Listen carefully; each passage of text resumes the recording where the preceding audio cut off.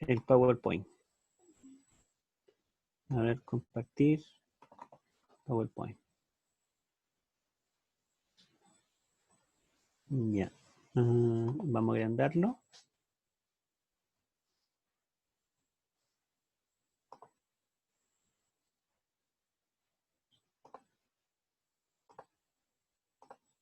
Ya, ahí tenemos, vamos a hablar un poquito de la cronología de los profetas del Antiguo Testamento.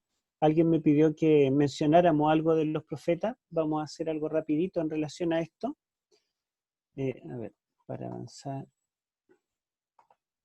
Ya, ahí tenemos un cuadro. Esto lo busqué en internet, es algo simple. Están los distintos profetas bíblicos, digamos, algunos bastante anterior al tiempo del cautiverio babilónico, otros posterior, y Daniel se ubica acá. Él vivió todo el periodo del cautiverio, los 70 años predichos por Jeremías, los vivió en Babilonia. Jeremías y Ezequiel fueron contemporáneos, ustedes pueden ver.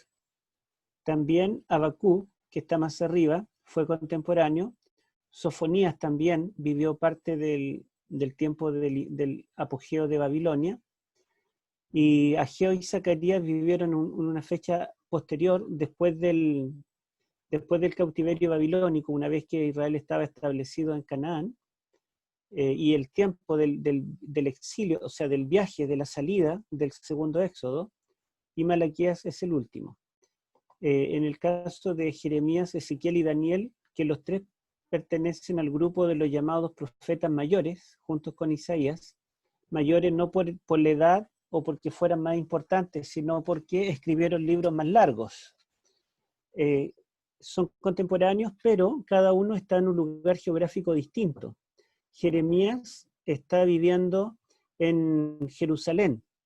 Él vivió todo el tiempo de la apostasía final, de las guerras que hubo entre el norte y el sur, de las tres invasiones que experimentó los judíos. Él estaba allí en Palestina y nunca salió de allí. Algunos piensan que cuando ya era viejito emigró a Egipto con un grupo de judíos que quedaba en Palestina, pero todo su ministerio lo llevó a cabo en Jerusalén. Ezequiel fue llevado cautivo después de Daniel. Daniel fue llevado el año 605, Ezequiel fue llevado cautivo el año 593. En realidad, sí, 593. Antes, no, estaría mal acá. Él fue llevado al cautiverio el año 597 a.C., en el segundo cautiverio babilónico. Entonces, él tuvo su ministerio siempre, porque fue llamado el año 593 al ministerio profético, estando en Babilonia, y vivió todo su tiempo en el cautiverio. Fue contemporáneo con Daniel también, y los dos vivieron en Babilonia, pero Daniel vivió en la corte. Él tuvo la misión de predicar a los gentiles, y Ezequiel vivió entre los judíos, en la comunidad de judíos, y tuvo como misión predicar a los judíos. Podríamos decir que Ezequiel fue un Pedro y Daniel fue un Pablo. Bueno, vamos a ver otro esquema acá. Aquí nos muestra los años antes de Cristo, ¿verdad? Y es interesante que aquí están las tres deportaciones. La primera invasión de Nabucodonosor a Jerusalén en el año 605, cuando llevó a Daniel y sus amigos. La segunda fue el año 597, cuando llevó a Ezequiel y a un grupo numeroso de cautivos. Y la tercera y última deportación fue el 586, cuando destruyó completamente Judá, el templo, la ciudad. Quedó una ciudad en ruinas. Y allí Jeremías, que quedó vivo en esa ruina, lleno de cadáveres, escribió el libro de Lamentaciones, donde él lamenta la destrucción y la ruina del pueblo de Dios. Y el rey llevó a toda la gente que podía trabajar, que podía hacer algo, se lo llevó a Babilonia, y dejó solamente la gente que ya eran muy viejitos o estaban enfermos, lisiados. A ellos los dejó en la tierra, junto con Jeremías. Nabucodonosor le ofreció a Jeremías ir a Babilonia y darle un buen trato, pero Jeremías prefirió quedarse con el pueblo, con lo que quedaba del pueblo. Bueno, eso es más o menos los profetas. Es importante que, como digo, Jeremías, Ezequiel y Daniel son contemporáneos y lo que escriben ellos tiene directa relación con Babilonia. Vamos a decir algo de los métodos para interpretar la literatura apocalíptica. No hemos hablado tampoco de qué es la literatura apocalíptica. La literatura apocalíptica es distinta a la literatura profética común que encontramos en el Antiguo Testamento. El mismo Ezequiel, Jeremías, Isaías y los profetas menores, ellos escribieron en un estilo diferente, donde predomina una profecía que es el lenguaje literal, a diferencia de la literatura profética apocalíptica, que el lenguaje es simbólico, mayormente. La profecía clásica es a corto plazo. Se anuncia eventos que van a pasar en poco tiempo, en algunas generaciones, e incluso en la generación actual. Pero la profecía apocalíptica apunta al tiempo del fin, abarca toda la historia y llega hasta a la consumación de todas las cosas. La literatura profética clásica está centrada en Israel y las naciones vecinas, o sea, tiene un alcance geográfico limitado, local. La profecía apocalíptica tiene un alcance cósmico, porque abarca al mundo entero y además abarca el universo entero. Así que podemos ver que hay varias diferencias. En el folleto de Daniel que recién pasó, nosotros pudimos estudiar algunas características de los dos tipos de profecías. Ahora, la profecía apocalíptica deriva de la profecía clásica, pero de acuerdo a lo que yo mismo entiendo, llegué a esta conclusión y últimamente he podido leer a varios teólogos que llegan a la misma conclusión. La profecía apocalíptica nace de la unión de la profecía clásica y de la literatura sapiencial, o sea, los libros escritos por sabios, como Proverbios, Eclesiastés, Job, Cantares, son libros escritos por sabios, y el libro de Daniel tiene muchas características literarias similares a esos libros, pero no es un libro sapiencial propiamente. Aunque Daniel en el libro nunca es llamado profeta. Si ustedes se dan cuenta, Daniel siempre es llamado sabio. Así es como se le llama. Se lo conoce como un sabio de Babilonia. Ezequiel, cuando habla de Daniel, dice, he aquí tú eres más sabio que Daniel, hablando del rey de Tiro. Por lo tanto, Daniel fue conocido en el Antiguo Testamento como un sabio. Pero también sabemos que es profeta, porque recibe revelación de Dios. Jesucristo mismo, en Mateo 24:15, dice, habla de, cuando veáis en el lugar santo la abominación desoladora de la que habló el profeta Daniel. Por lo tanto, Jesucristo se refirió a Daniel como un profeta, de manera que la literatura apocalíptica une el género profético con el género sapiencial. Los sabios se preguntaban por las cosas difíciles, por lo que estaba en el futuro, por los problemas sobre la justicia divina y varias otras cosas que las profecías apocalípticas responden. Bueno, vamos a avanzar. En cuanto a los métodos de interpretación, hay tres fundamentales y hay otros más que derivan de estos. El preterismo dice que toda la profecía se cumple en el tiempo del profeta. Eso dice el preterismo. Pretérito significa pasado. Todo Daniel, todo Apocalipsis se cumplió en el pasado. No tiene nada más que decirnos. El futurismo es un método opuesto. El futurismo dice que el cumplimiento de las profecías apocalípticas son en el futuro lejano. No tienen nada que decirnos a nosotros los cristianos, porque las profecías se van a cumplir. La mayoría de ellos son dispensacionalistas dicen después del rapto secreto.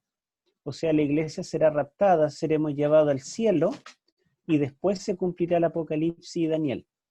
Por lo menos la parte de Daniel que tiene que ver con el tiempo del fin. Otros futuristas dicen que todo Daniel y Apocalipsis se cumplirá en el futuro. El historicismo piensa que las profecías se cumplen a través de toda la historia, desde el tiempo del profeta hasta el mismo fin, hasta la segunda venida de Cristo y más allá, el milenio, la nueva Jerusalén, la vida eterna.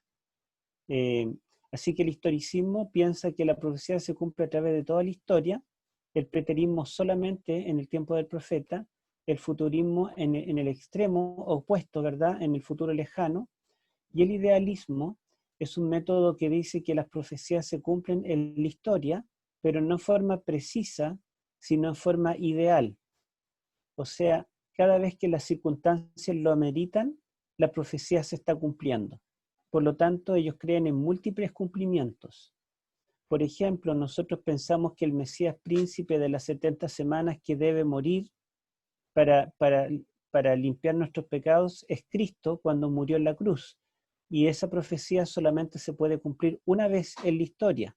Él murió una vez para siempre. El idealismo diría, cada vez que muere un mártir, se está cumpliendo la profecía de que el Mesías será muerto, mas no por sí. Nosotros pensamos que el cuerno pequeño de Daniel 7 representa al anticristo, que será un poder que va a durar mucho tiempo, pero representa solo un poder. Los idealistas dirían que el anticristo se cumple en la historia múltiples veces. Se cumplió en Antíoco Epífanes, que persiguió en el tiempo de los griegos. Vamos a apagar los micrófonos.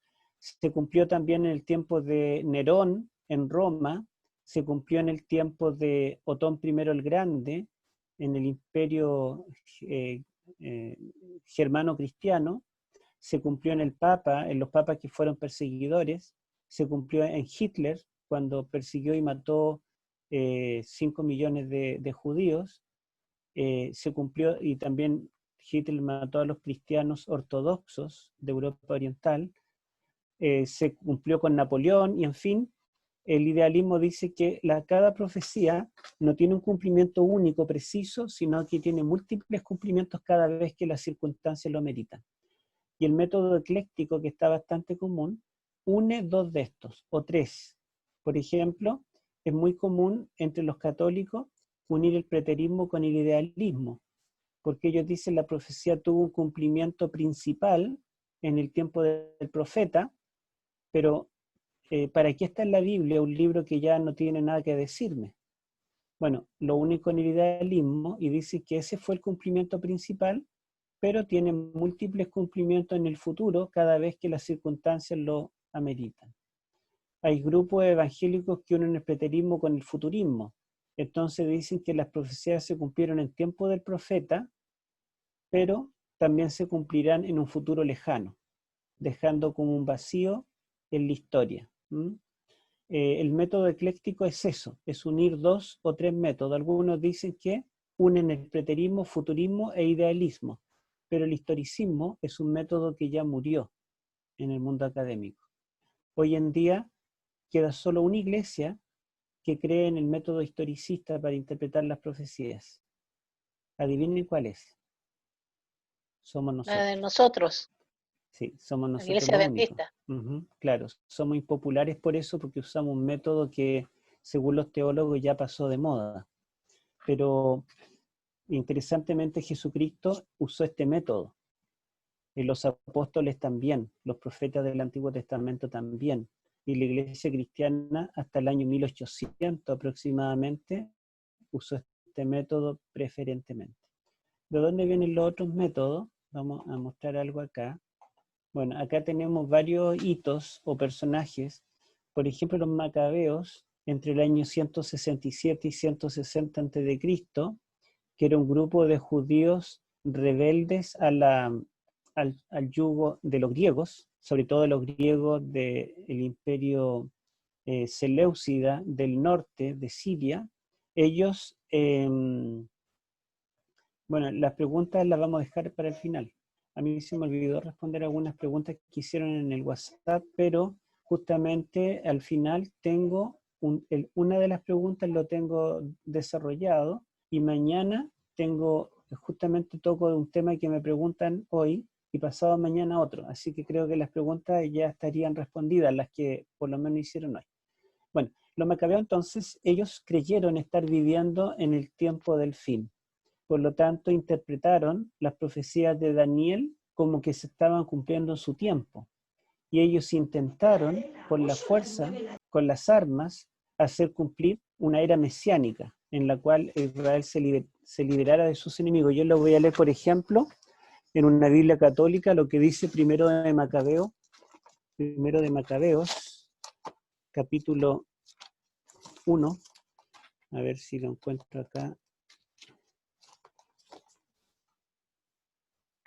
Por acá está. Primero de Macabeos 1. Deberán leer ustedes estos libros en una Biblia católica porque son interesantes como ellos lo interpretan. 1.54 dice así: en el día 15 del mes de Kislev, del año 145, el rey, se refiere al rey Antíoco IV Epífanes, cometió una abominación desoladora, pues construyó un altar pagano encima del altar del holocausto. Igualmente se construyeron altares en las demás ciudades de Judea. La frase abominación desoladora aquí, este libro fue escrito en griego, es las mismas palabras en griego que aparecen en la versión griega del libro de Daniel.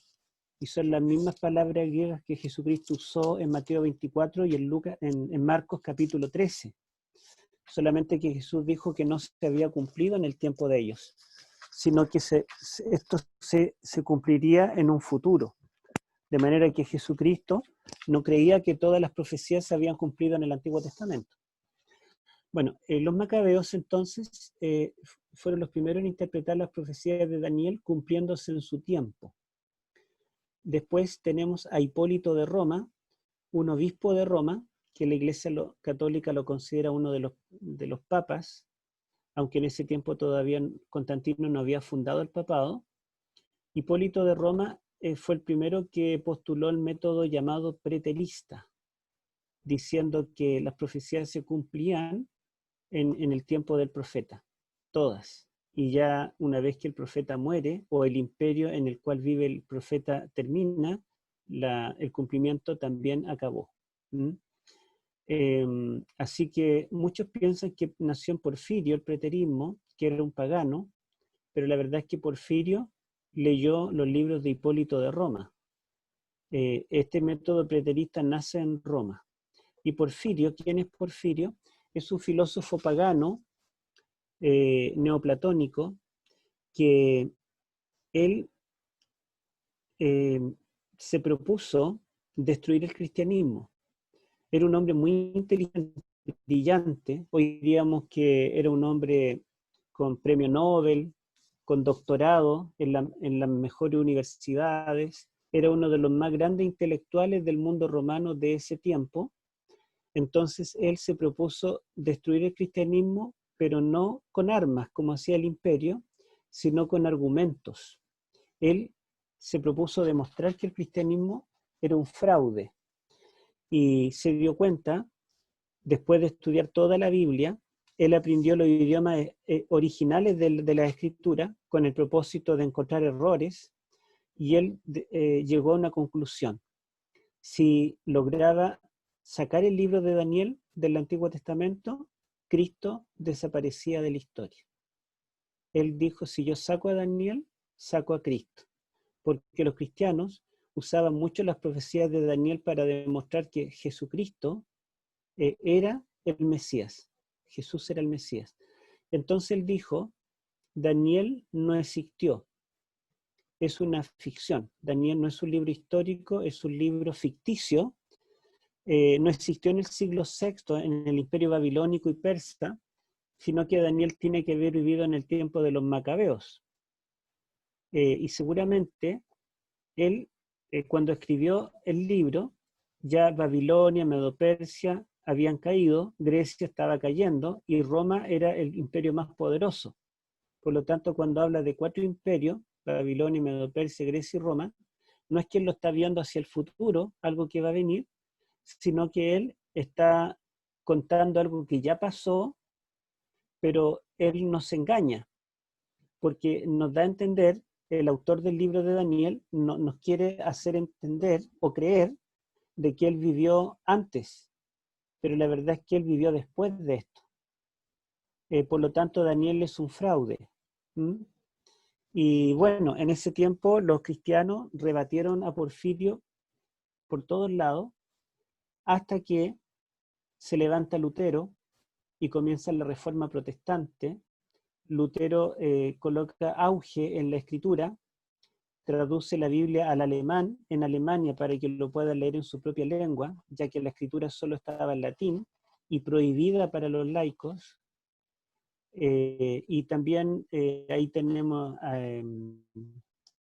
Cipriano de Valera y todos los Tyndale, que traduce al inglés, Casero de Reina, Cipriano de Valera, quería mencionar, la tradujeron al castellano, João Ferreira de Almeida traduce la Biblia al portugués. Entonces, en el siglo XVI, los reformadores comenzaron a predicar y a colocar la Biblia al acceso de toda la gente, y comenzaron a predicar que las profecías de Daniel, cuando hablaban de un poder perseguidor, se refería al papado. Y la Iglesia Católica comenzó lo que se llamó el movimiento de la Contrarreforma. Entonces el Papa de ese tiempo le pidió a los jesuitas más brillantes intelectualmente del mundo, los dos eran españoles, y Francisco de Rivera inventó el método futurista, pero tomó ideas de San Jerónimo y sistematizó un método de interpretar la escritura donde todo Daniel y Apocalipsis se cumpliría en un futuro lejano. Así que la iglesia no está involucrada. No podemos decir que el Papa está cumpliendo alguna de las profecías, porque las profecías se comienzan a cumplir después de la era de la iglesia. Y Luis de Alcázar inventó o sistematizó este método que había introducido Hipólito de Roma, y Porfirio lo masificó, y Luis de Alcázar le dio cuerpo a este método, y de allí, ¿verdad?, se retomó el método preterista.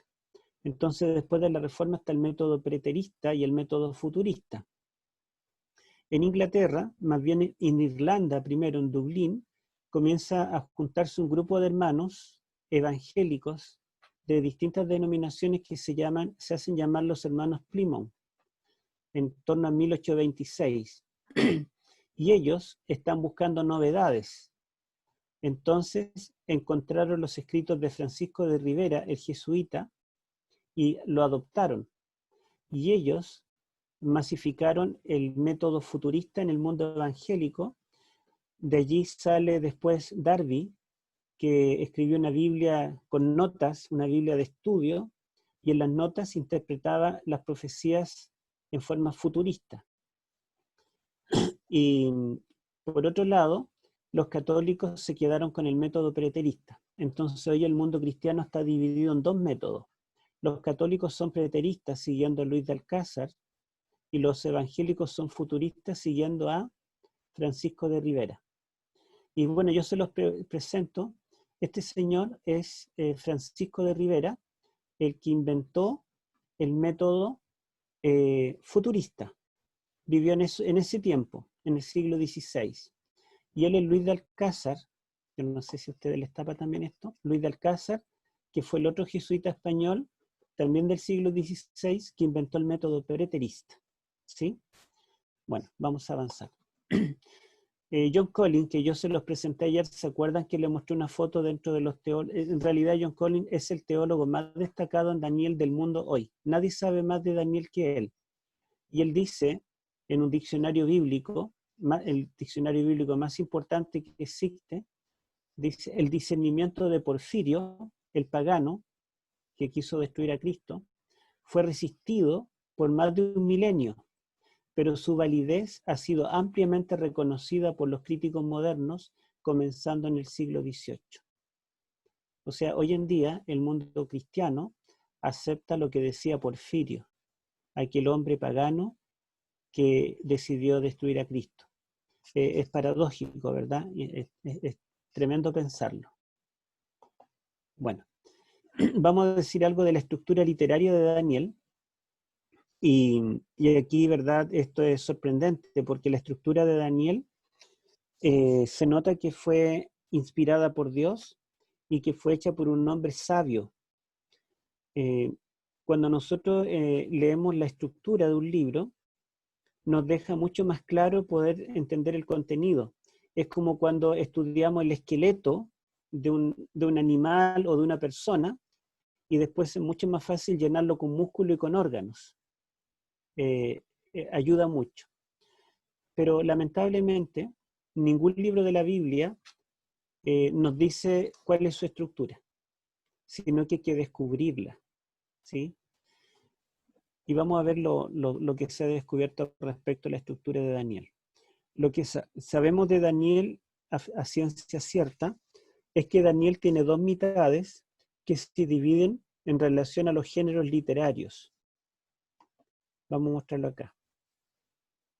Hay dos géneros principales. Un género histórico, historias, y un género de visiones. Las historias son las experiencias que viven Daniel y los amigos, sus amigos, en la corte de Babilonia. Por ejemplo, yo les pregunto, el capítulo 6, la historia de Daniel con el decreto de muerte que se le prohíbe orar y lo tiran al foso de los leones, ¿eso es una profecía, una visión o es una historia?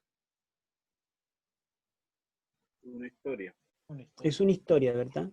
Pero yo les pregunto, Daniel 7, donde hay un sueño profético, ve 4 bestias que representan reinos, tienen cuernos, tienen cabezas, se ven escenas celestiales con millares de ángeles, un trono divino. ¿Eso es una historia o es una visión? Visión.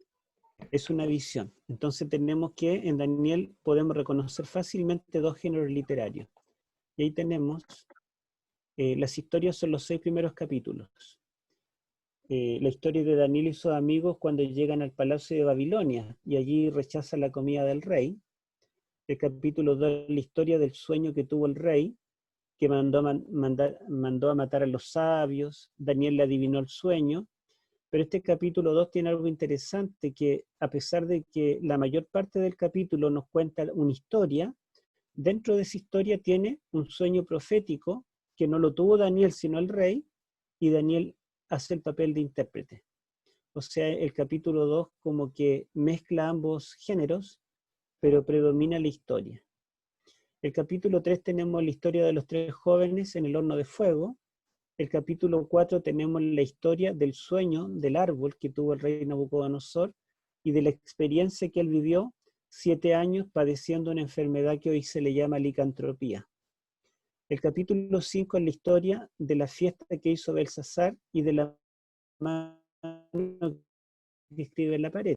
Y el capítulo 6 es la historia de Daniel en el foso de los leones. Entonces, yo creo que todos estamos de acuerdo que los primeros 6 capítulos de Daniel son historias. Pero los últimos 6 capítulos son visiones proféticas, ¿sí?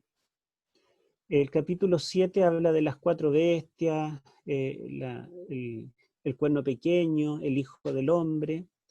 El capítulo 8 habla del carnero, el macho cabrío, los 2300 días. El capítulo 9 está la profecía de las 70 semanas.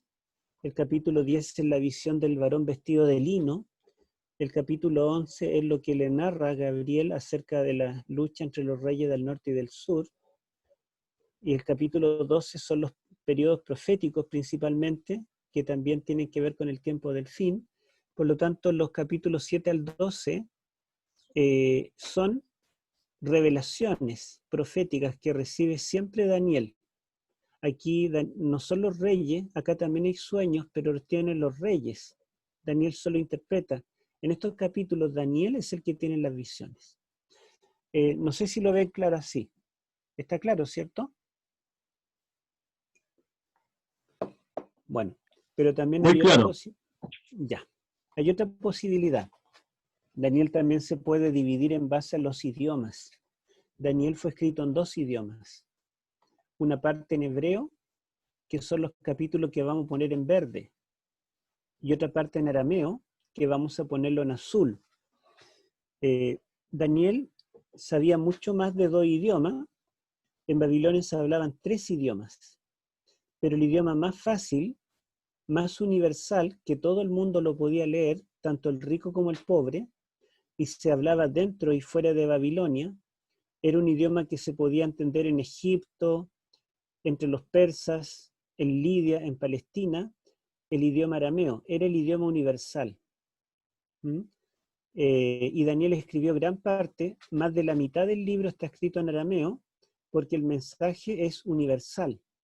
Pero hay una parte que él reservó para escribir en idioma hebreo, que es el idioma del pueblo judío.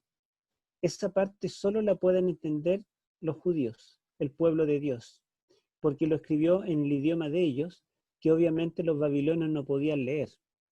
Vamos a ver cuáles son estas partes. Entonces, miren, tenemos la misma división, 6 capítulos que hablan de historias de la corte y 6 capítulos que son visiones proféticas. Y tenemos en hebreo todo lo que, en verde, todo lo que está escrito en hebreo. ¿Qué capítulos entonces están en hebreo? El capítulo 1 y luego los capítulos 8, 9, 10, 11 y 12. ¿Y cuáles están en arameo? Del 2 hasta el 7. 2, 3, 4, 5, 6 y 7. Entonces,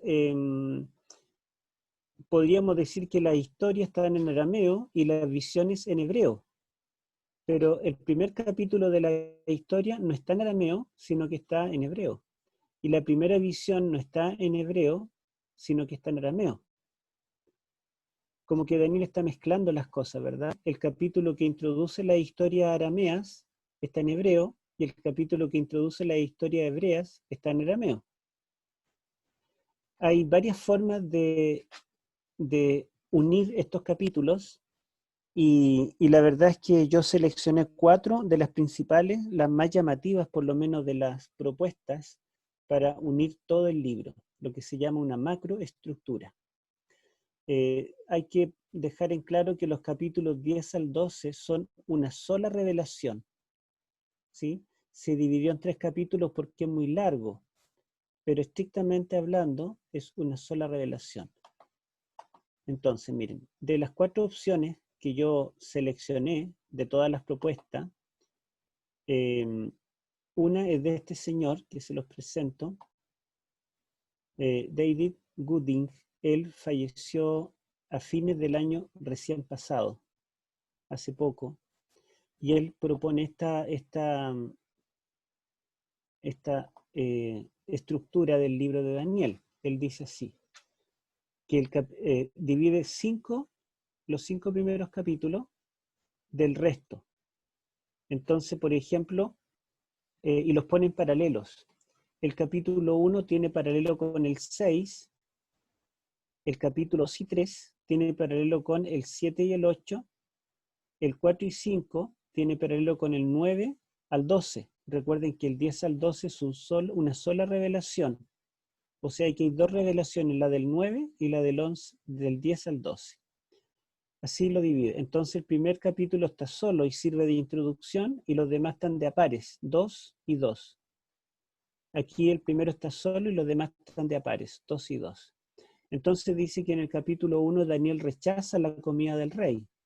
En el capítulo 6 Daniel rechaza el mandato del rey. En el capítulo 1 Daniel es probado por 10 días. En el capítulo 6 Daniel es probado por 30 días. En el capítulo 1 Daniel finalmente es vindicado.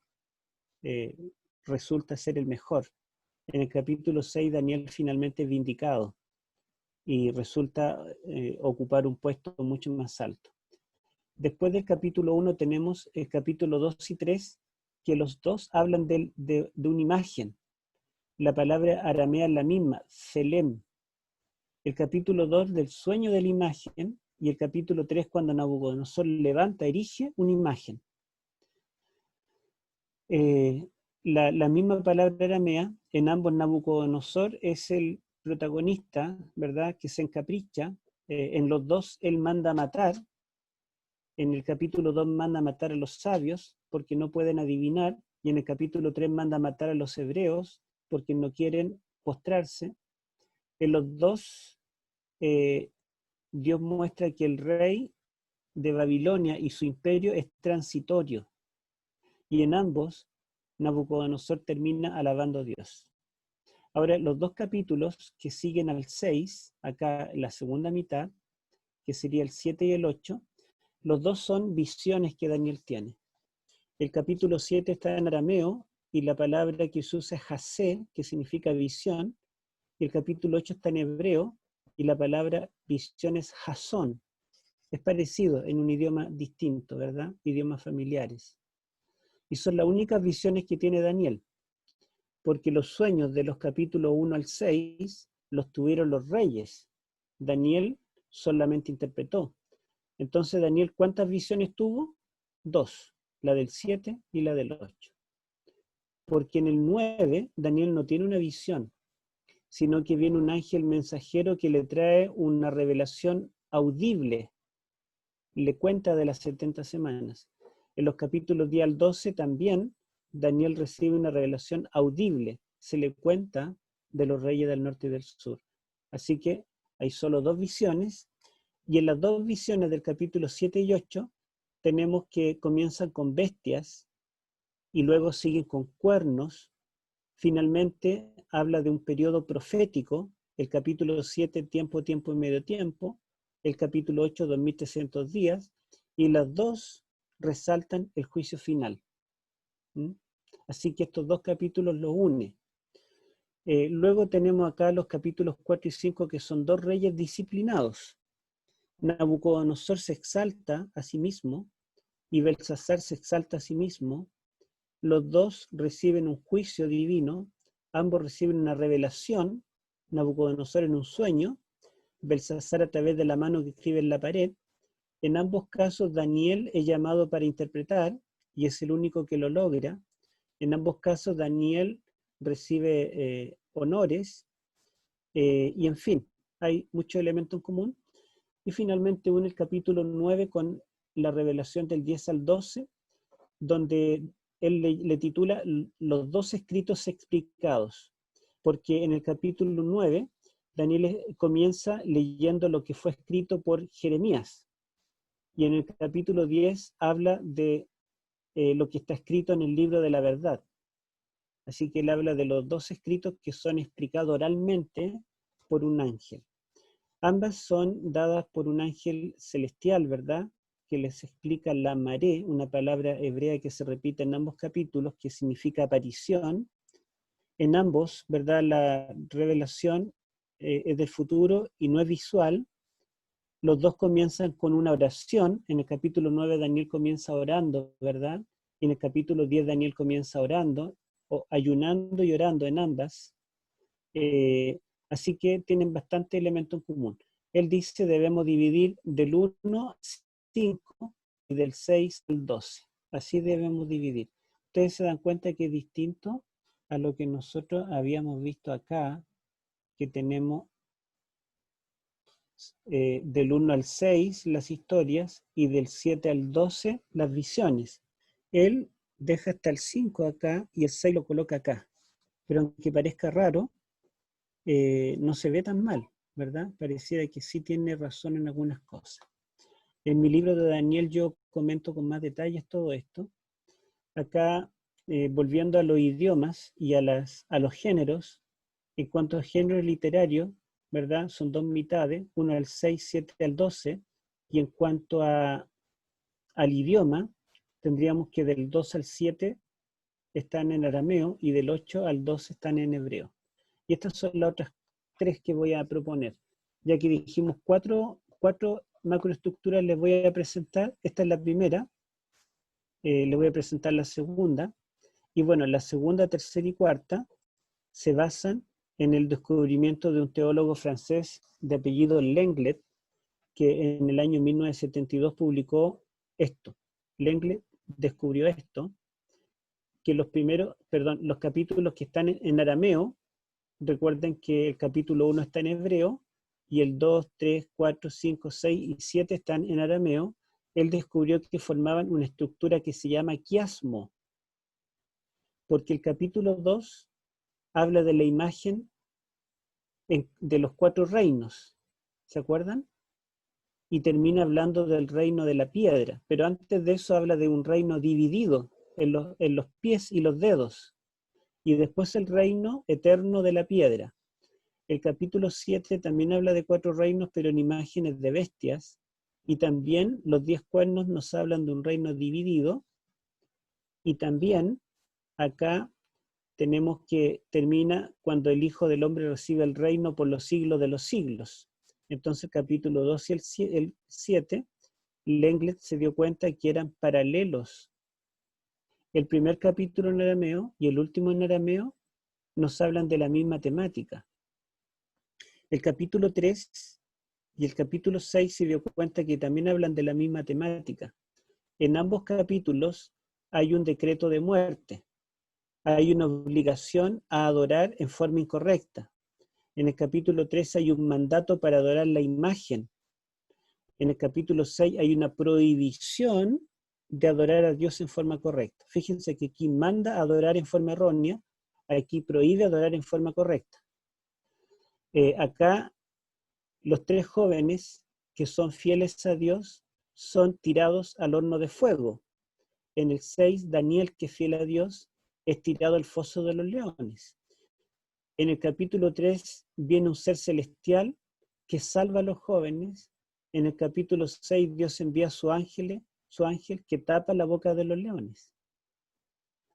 Así que nos podemos dar cuenta que el capítulo 3 y el capítulo 6 son paralelos. Y el centro de esta estructura sería entonces los capítulos 4 y 5, donde en ambos vemos el orgullo del rey de Babilonia.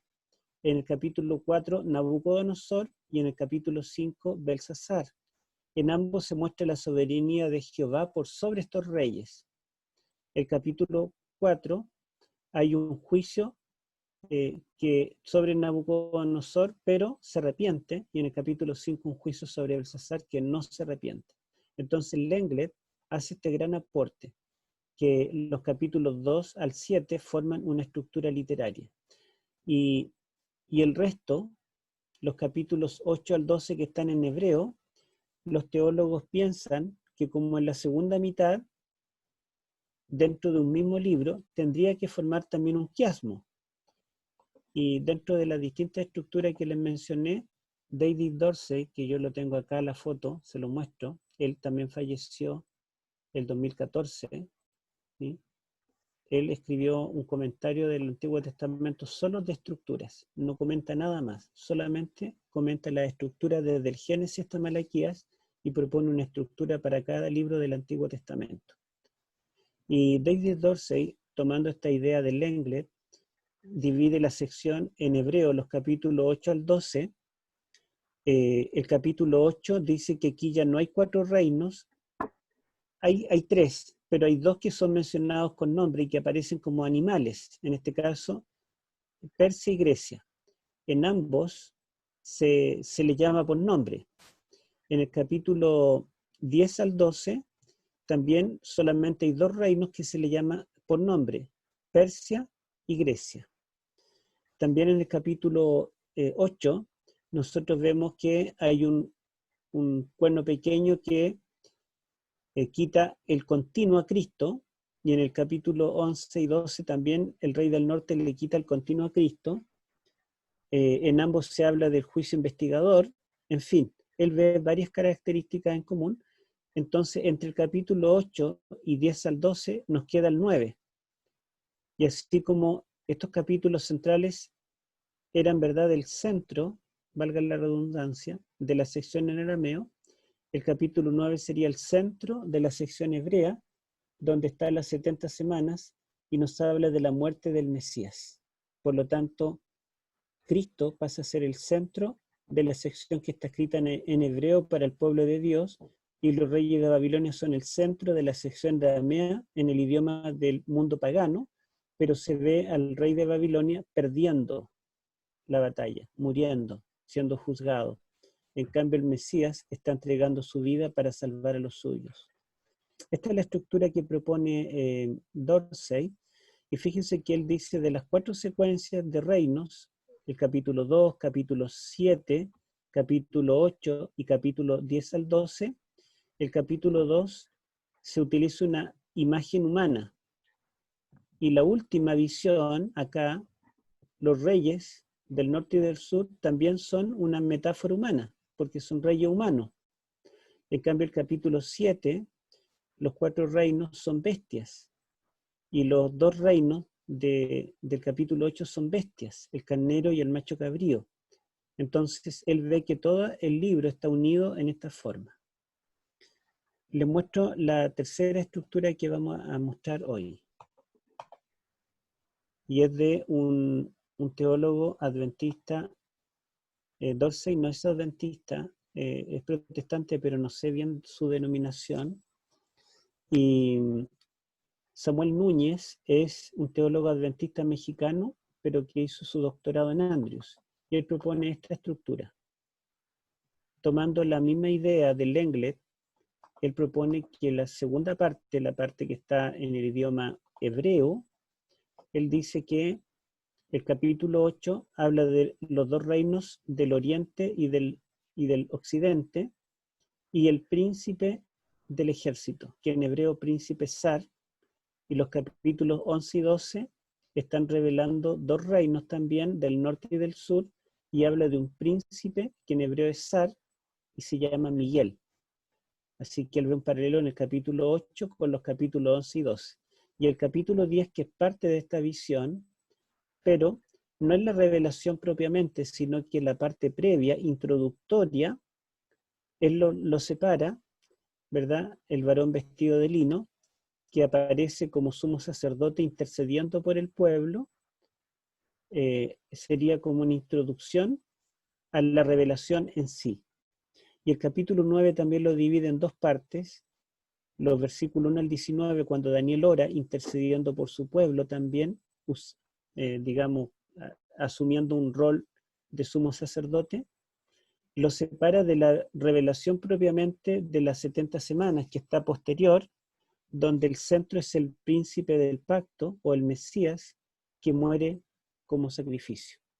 Entonces él deja el capítulo 8 entero, pero el 9 lo divide en 2, la parte histórica, la parte introductoria y la visión propiamente, y los capítulos 10 al 12 los separa en 2, que sería la parte histórica, donde cuenta la experiencia de Daniel orando y en la aparición que tiene, y la revelación propiamente la deja posterior.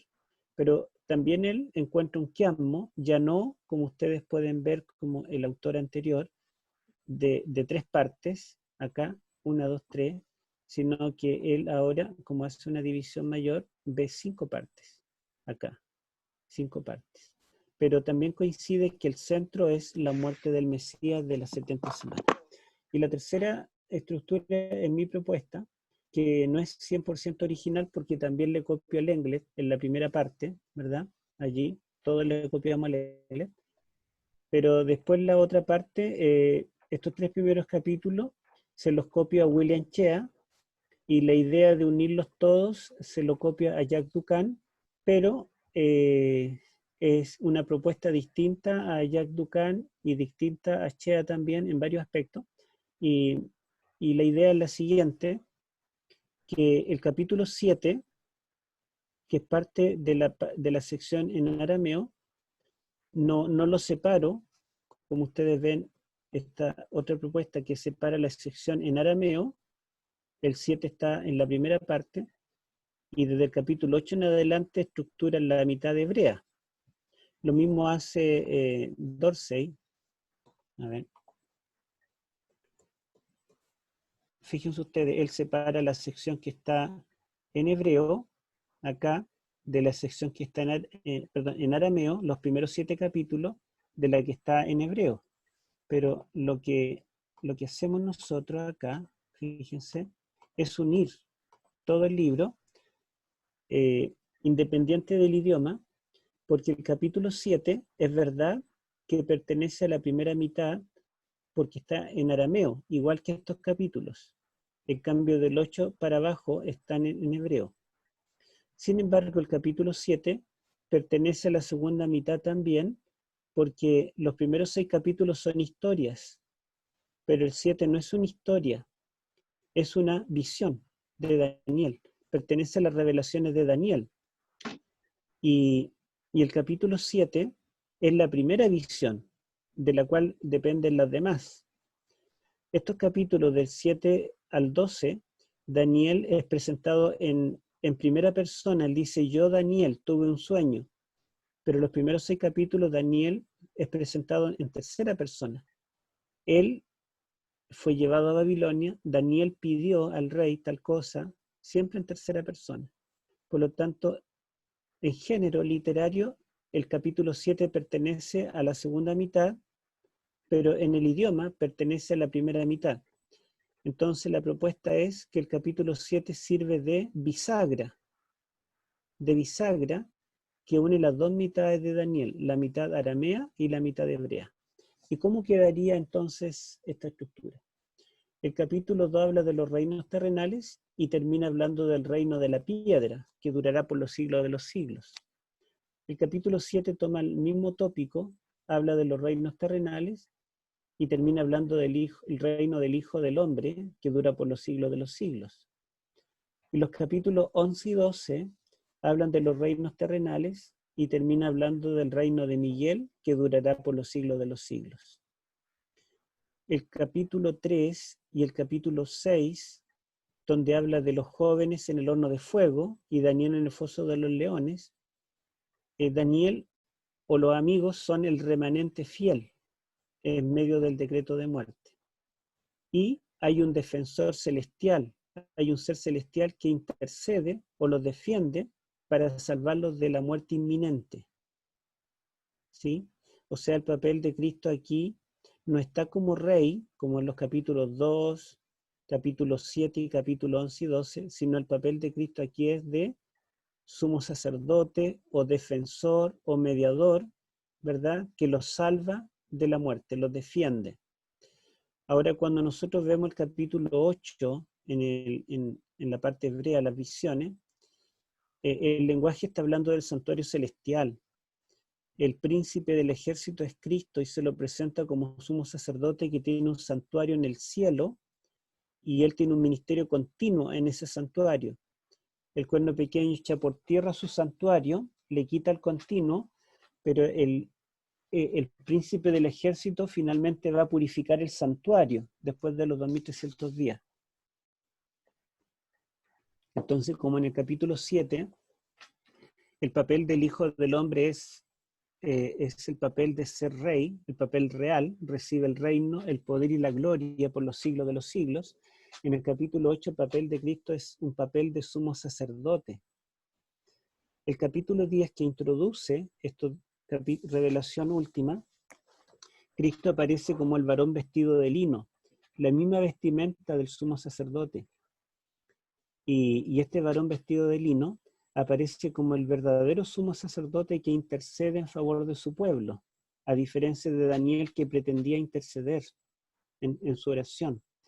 Entonces, Cristo es presentado en el 8 y en el 10 como sumo sacerdote, en el 7 y 11, 12 como rey, y en el capítulo 9, Cristo es presentado como el sacrificio, el Mesías príncipe, que será muerto a la mitad de la semana, y con su muerte hará cesar el sacrificio y la ofrenda.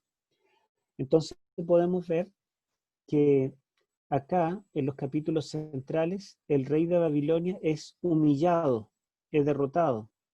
Acá el centro de la sección hebrea, el príncipe del pacto, el Mesías príncipe, es humillado, pero en forma voluntaria. Él está dispuesto a ser humillado para salvarnos.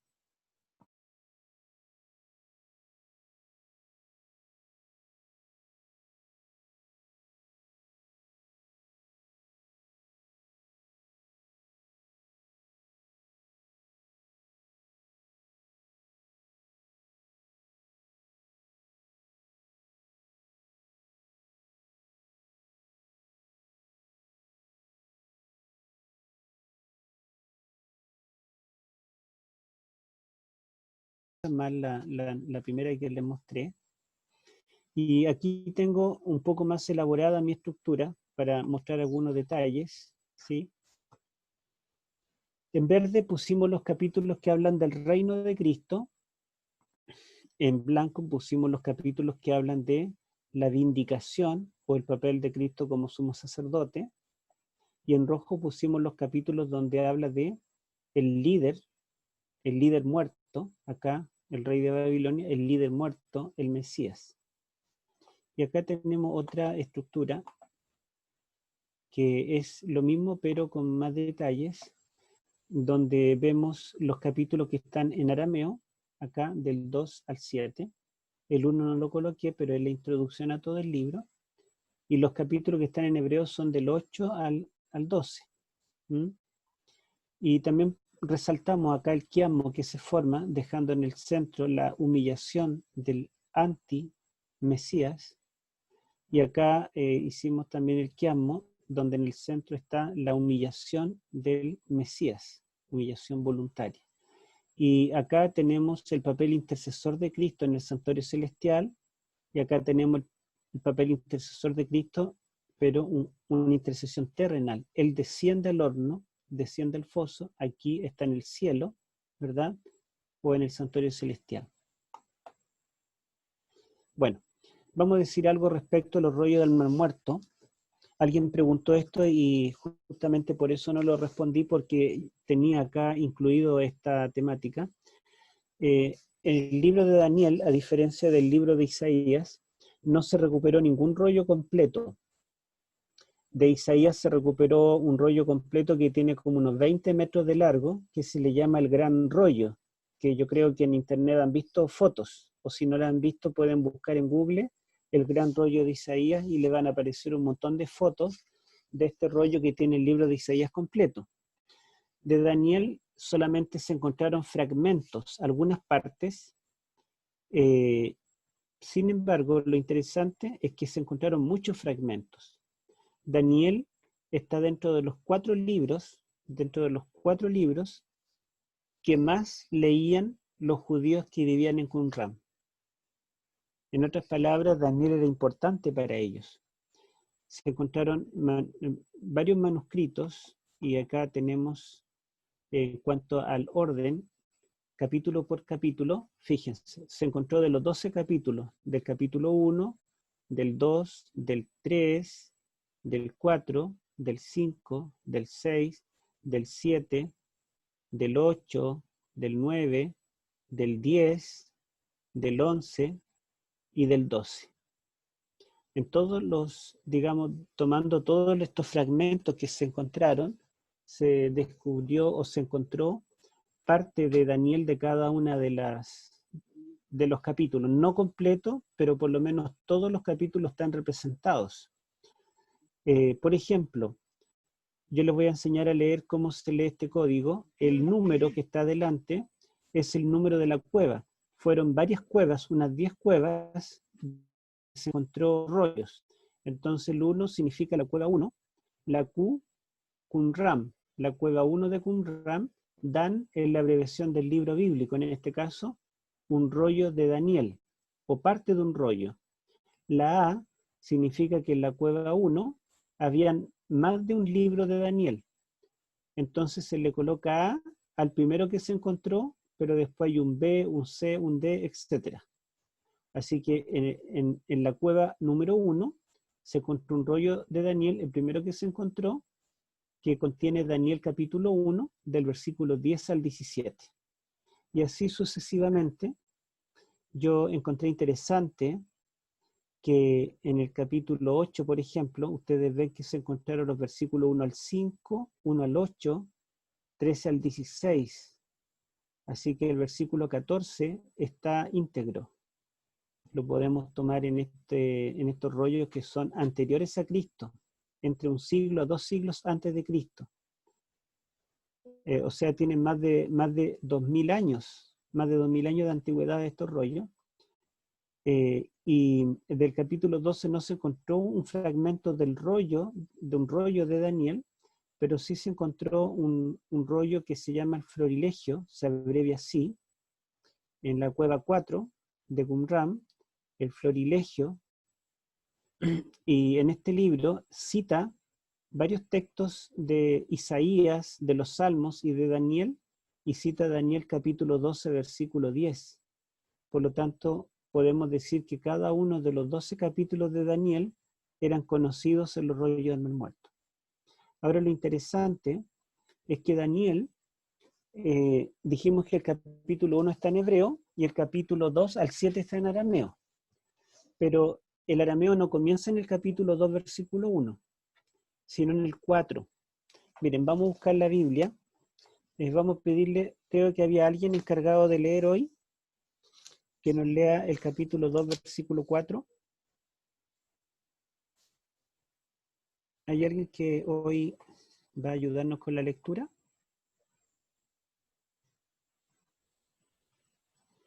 A ver, hermano Víctor Mardones, ¿nos ayudaría con la lectura del capítulo 2, versículo 4? Sí, le ayudo. Capítulo 2 de Daniel, Sí. el versículo 4. Dice, entonces los caldeos dijeron al rey en lengua aramea. Hasta ahí, Rey, hasta ahí está en hebreo. Desde el ya. capítulo 1, todo el capítulo 1 hasta el capítulo 2, versículo 4, hasta ahí está en hebreo. ¿Ya? Pero siga leyendo. Ya, entonces los caldeos dijeron al rey en lengua aramea, Rey para siempre vive, di el sueño a tus siervos y mostraremos la interpretación. Ya. Entonces, fíjense ustedes, cuando dice Rey para siempre vive, di el sueño a tus siervos, todo eso, de ahí en adelante, ellos hablaron en lengua aramea y Daniel lo registró en arameo, pero siguió registrando en arameo hasta el capítulo 7.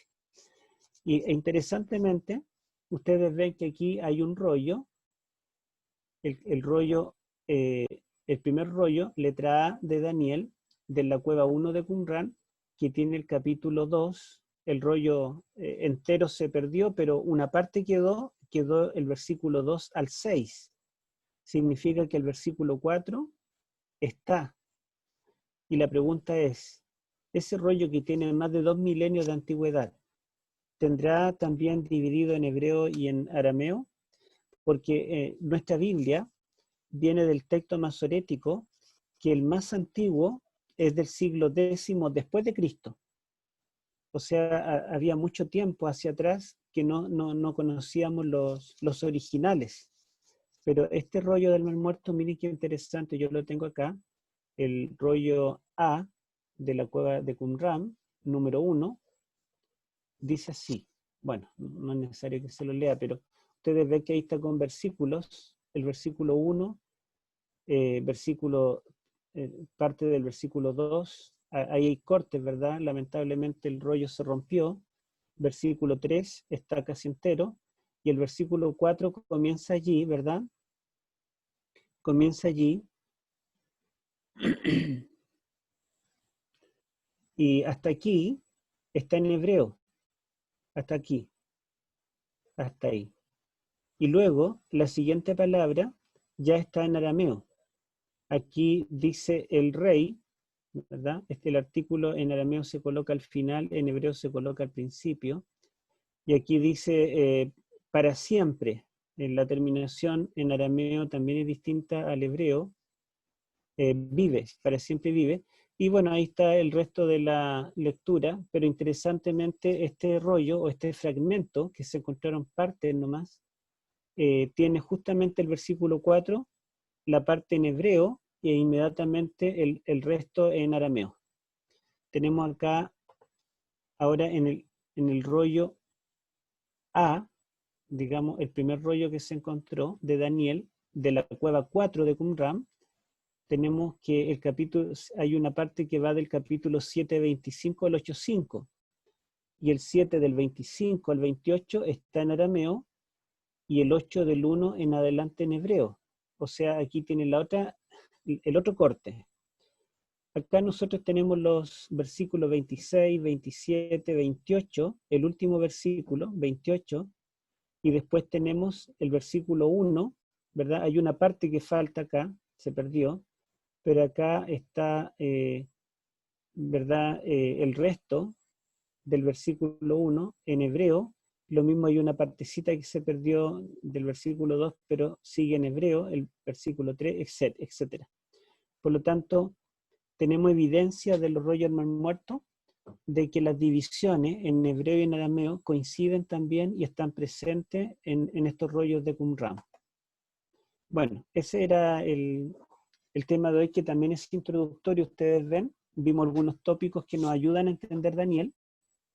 Y bueno, como Daniel nos habla de la venida del Hijo del Hombre, lo tenemos allí en esta imagen para recordar.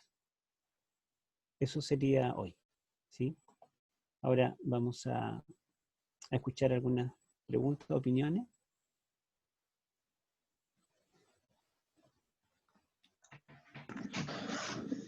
¿Se puede preguntar? Sí. Sí, a ver, Robert había pedido primero, después Fernando. Yo quiero preguntar, en la clasificación donde se divide de que una parte de Daniel está en hebreo y la otra está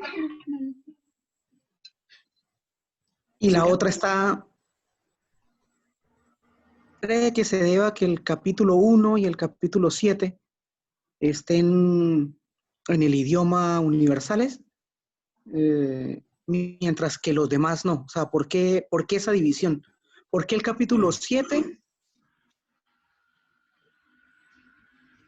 Es que no me lo grabé por completo, pero sé que el capítulo 1 está para que los judíos lo entendieran.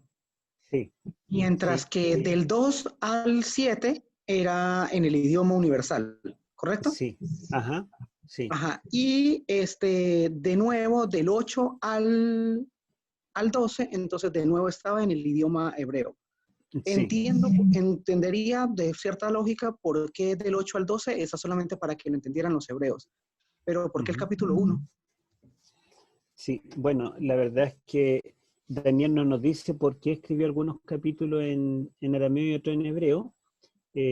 Creemos, hay muchos teólogos que piensan que es porque los capítulos en arameo, él quería que se lo pudiera leer todo el mundo. Era como capítulos evangelísticos, mostrarle al mundo pagano también el mensaje profético.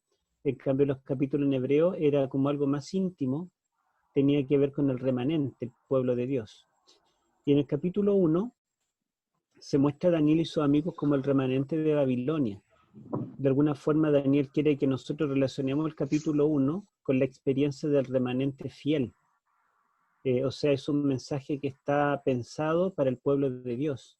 Cuando ya entremos a estudiar el capítulo 1, ustedes van a ver que tiene mucho vínculo con el Apocalipsis, tiene mucho vínculo también el capítulo 1 con el Génesis, con la caída, el origen del gran conflicto, y también el capítulo 1 tiene mucho que ver con Levíticos 16 y el día de la expiación. Entonces esos son tópicos que tienen que ver con el remanente. En el capítulo 1 dice que Daniel y sus amigos fueron más sabios que los sabios de Babilonia, y dice también que Daniel fue entendido en todo visión y sueño, ¿verdad? Para interpretar. Y los capítulos 11 y 12 terminan diciendo que el remanente del tiempo final que será perseguido son los sabios y los entendidos, usando las mismas palabras que se utilizan para Daniel. Entonces hay una intención de mostrar a Daniel y sus amigos como el remanente fiel. Y el capítulo 1, al ser una historia, introduce los capítulos que son historias, los primeros 6, pero al estar en hebreo, introduce también las visiones propias de Daniel que están en hebreo. Así que podemos ver que el capítulo 1 sirve de introducción para el libro completo, para las dos mitades. En idioma introduce la segunda parte, y en contenido como una historia propiamente introduce la primera. Es la magia, la belleza literaria, ¿verdad?, que usa Daniel acá, y que todavía no descubrimos toda la riqueza y todo el significado de por qué lo hizo así. Pero, digamos, nos maravillamos al poder verlo y ver esta hermosura tan intrincado, tan complejo, tan perfecto como es. Hermano Estefó. Prenda el micrófono. Bien, gracias. Antes de hacer la pregunta, escuchando la respuesta, hermano doctor, podría también, se me ocurrió recién, no habrá un nexo temático o lingüístico entre Daniel 1 y Apocalipsis 1, porque ambos son testimonios de fe. Tanto el capítulo 1 de Daniel como el capítulo 1 de Apocalipsis es un testimonio de fe para que el lector sepa ante quiénes están presentes. Sirve como un estímulo a la fe. Podría ser. Eso. Bueno, hay varios paralelos. Por ejemplo, fíjense ustedes que en el capítulo 1 Daniel menciona su destierro, que él fue llevado a Babilonia. Apocalipsis 1 menciona su destierro. Juan fue llevado a la isla de Patmos. En el capítulo 1 de Daniel termina diciendo que él estuvo hasta el año 1 de Ciro, 70 años después de que llegó. Y Juan recibió la revelación, se piensa por toda la información que se tiene, en el año 96, en el reino de Domiciano, 70 años después que fue llamado por Cristo. Y los dos fueron llamados, digamos, o más bien cumplieron un rol importante después de 70 años de vida. Y bueno, hay otros paralelos también, en este momento no me acuerdo. Gracias. Mire, mi pregunta es la siguiente, con respecto a la última parte de la clase que usted hizo, el capítulo 13 y 14 de Daniel en el agregado griego, ¿hay algún descubrimiento en los rollos, en las cuevas, en el RAM de algún texto de esos, del capítulo 13 y 14? Ya.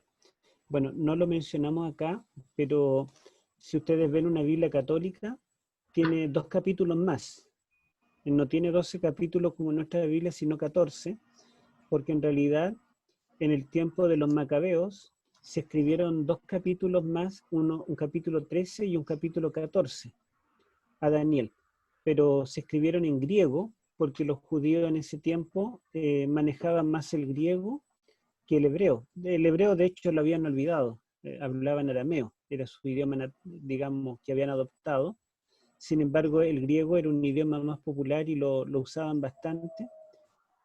Y estos 2 capítulos, yo no recuerdo si están o no están en los rollos de Qumran, pero vienen del tiempo intertestamentario y son completamente distintos al contenido del resto de Daniel, aunque el protagonista Daniel, en el capítulo 13, por ejemplo, dice que Daniel descubrió un fraude de que el dios Bel o Marduk en su templo, los sacerdotes hacían pensar al rey que el dios se comía la comida que le llevaban, pero en realidad se la comían ellos, y Daniel se escondió por allí y sacó una foto con el celular y le mostró al rey que en realidad era todo un engaño. Eso es más o menos la historia, ¿verdad?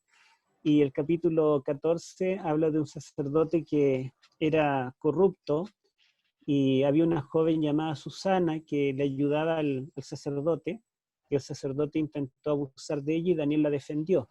Eso es más o menos la historia del capítulo 14. En ambos Daniel es como protagonista, sin embargo, no tiene mucha relación con el resto del libro, y cuando nosotros vemos estas estructuras tan bien intrincadas que se van uniendo cada parte, esos capítulos quedan fuera, o sea, no entran. Además de esos 2 capítulos, también agregaron una sección larga en el capítulo 3. Cuando los jóvenes están en el horno de fuego, la Biblia dice que ellos estuvieron allí y luego el rey los hizo llamar. Pero la versión griega le aumentaron un cántico.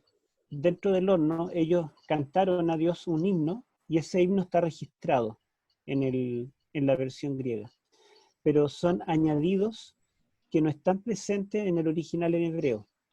No están en el original hebreo que conservaron los judíos, que se llama texto masorético, y tampoco están agregados en los rollos que yo le mostré en hebreo. Si es que tuvieran algún fragmento de estos capítulos adicionales griegos, estarían, pero aparte, no están dentro de los rollos de Daniel en hebreo. O sea, los rollos de Daniel en hebreo, los fragmentos por lo menos, hay presencia de los 12 capítulos que conocemos, pero en hebreo no hay presencia, ni en arameo, de los capítulos que se agregaron después. ¿Mm? Gracias. Michael Moraga tiene otra pregunta. Aló, hermano. ¿Sí? Hola, buenas noches. Bueno, primero que todo, contarle que con mi señora estamos leyendo su libro de Daniel. Está pero realmente fantástico. Así que una invitación Gracias. a todos los hermanos a que lo puedan leer porque está realmente pero fenomenal.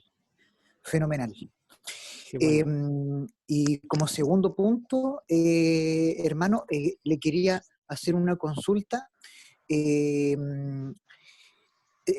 La verdad son dos preguntas en una. La primera, ¿existe la posibilidad de que no se hayan encontrado todas las partes de Daniel? Y si es así, y si en el futuro se llegaran a encontrar, ¿existe la posibilidad que fueran incorporadas a nuestras Biblias? Esa es mi Ya. inquietud. Bueno, Muchas gracias, mire, hermano. Daniel es un libro completo por la estructura literaria, como cada parte se completa, digamos. No se percibe que haya alguna parte que falte. Daniel está completo.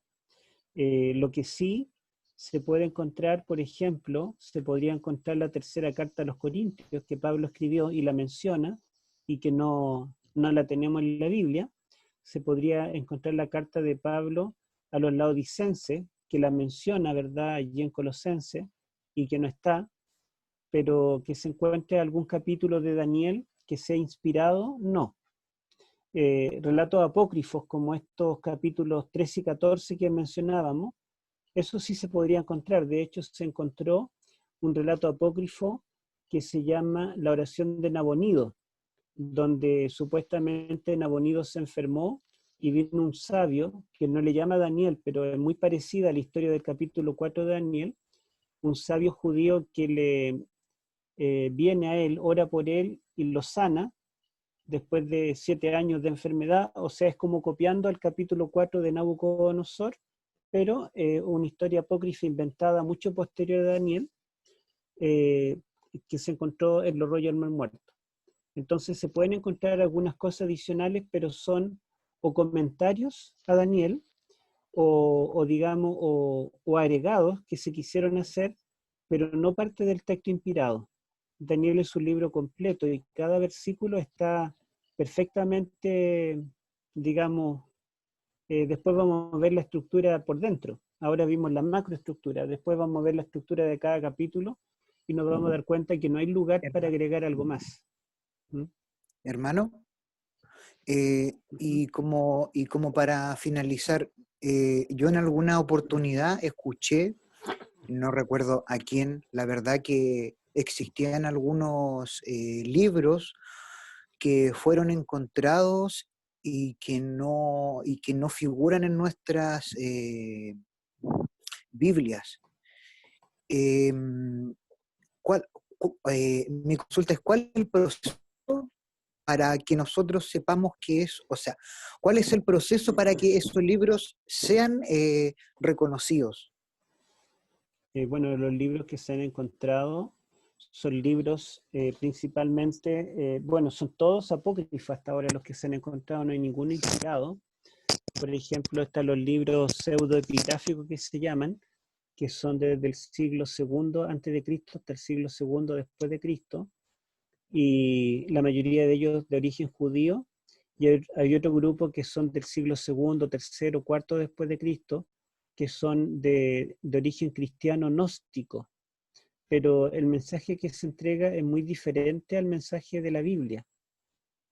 Así que ninguno de esos libros va a ser incorporado a la Biblia nunca. Es como incorporar el Evangelio de Judas, que es un libro, ¿verdad?, escrito por gnósticos y que tiene un mensaje completamente distinto y distorsionado a lo que enseña la Biblia. Así que nosotros creemos, también lo dice Ellen White, que el Espíritu Santo no solo inspiró a los profetas, sino que guió a los judíos y cristianos a través de la historia para que pudieran conservar la palabra de Dios íntegra. O sea, la Biblia la tenemos completa y alguno dirá, bueno, ¿por qué Pablo escribió más epístolas que no están? Es porque seguramente el mensaje completo del evangelio que él predicaba ya está en las 13 epístolas que conservamos en el Nuevo Testamento. Lo más probable es que lo que él escribió a los laodicenses, por ejemplo, era parte del contenido de otras cartas que nosotros ya las conocemos. Así que no es necesario, no es indispensable, digamos, tener esas cartas como para conocer el pensamiento de Pablo. Eso podría decir. El hermano Ariel tiene una pregunta. Hola, buenas noches. Gracias por esa exposición. Yo quería, tengo una pregunta que no está muy relacionada necesariamente con Daniel, pero es que me llama bastante la atención lo de los idiomas.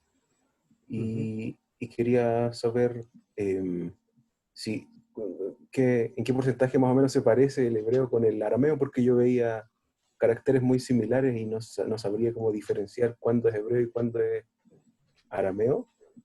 Sí. Y lo otro relacionado con lo mismo es saber si se manejaba en ese tiempo, en el tiempo de Daniel, en general, por ejemplo, un hebreo manejaba bien los dos idiomas. Bueno, primero tengo que decirles que el idioma, bueno, yo acá tengo la Biblia hebrea, el idioma, no sé si, a ver, pueden ver ahí, el idioma hebreo originalmente no usaba este tipo de caracteres, este tipo de letras. Estas letras los judíos la copiaron al idioma arameo, cuando estuvieron en Babilonia. Los caracteres hebreos en que se escribió el Antiguo Testamento se le llaman caracteres protocananeos o caracteres fenicios o hebreo preexílico. Eran caracteres diferentes. En esas letras, por ejemplo, la yod no era la letra más chiquita, sino que era de un tamaño normal. Eran otras letras.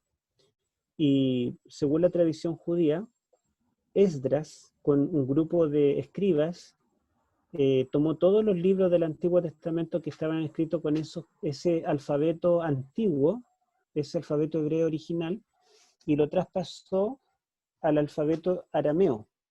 Entonces nosotros vemos que en la Biblia que nosotros tenemos, ¿verdad? La Biblia hebrea que tenemos ahora, tiene unos caracteres iguales para el arameo y el hebreo, pero se escribían con un alfabeto distinto, originalmente.